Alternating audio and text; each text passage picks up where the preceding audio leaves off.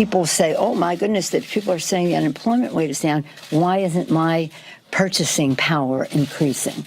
So this isn't just about the unemployment rate. It's about wages rising in our country so that consumer confidence is restored. House Minority Leader Nancy Pelosi downplaying positive news about the nation's economy.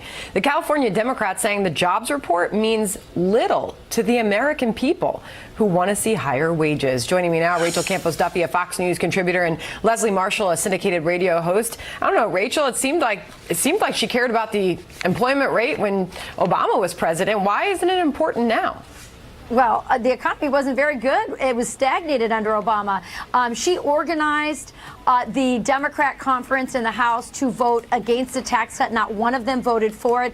She predicted Armageddon should the tax cuts and the tax reform pass. She said that the bonuses that came were crumbs. This is a woman with zero credibility when it comes to the economy. She's lying here.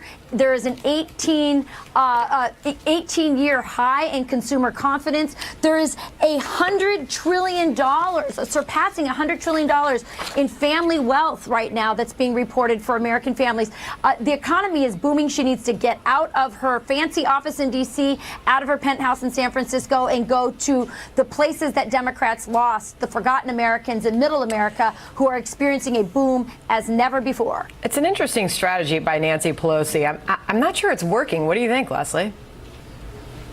Oh, I don't think it's a strategy. I think it's a reality. You may not like the woman, you may not like the message, but the reality is, interestingly enough, my buddy there, Rachel, her folks on her side of the aisle, when President Obama walked into the Oval Office and you had unemployment hovering around 8% and walked out and it was below 4.8%, that wasn't a good thing. But now that unemployment continues to drop, now it's a good thing because we have a Republican in the White House. The reality is, what do voters feel? Do they feel and see more money in their paychecks? And quite frankly, we have a problem with wage growth. There is the stagnation. She is correct on that. So even though years back it was the economy, stupid, we saw as unemployment rates dropped under the Obama administration, quarter after quarter after quarter, Democrats still lost seats. There's a bit of a difference there, and that, not to get all wonky, but the labor participation rate, it stayed very low under Obama. So a lot of times when you saw that drop in the headline unemployment rate, it was because a lot of people were giving up looking for work, and they were taking themselves out of the workforce. So